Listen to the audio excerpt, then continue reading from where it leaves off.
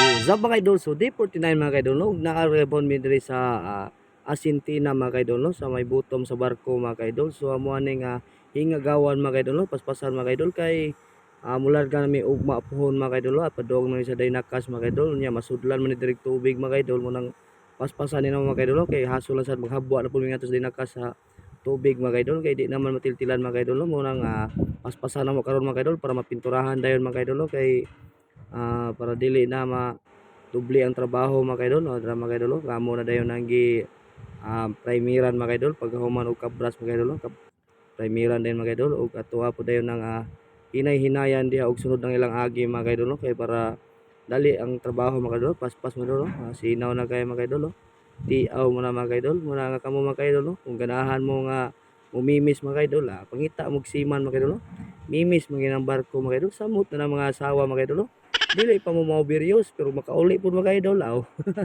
Makapangigham pud mga idol oh. Bitaw mga idol, joke na mga idol. Mga idol, sinaw na gaya mga idol. Wow! Sinaw pa sa paas yung kabit mga idol. Padaman segundo mga idol. Biradahan gigag mayad mga idol. Mga idol.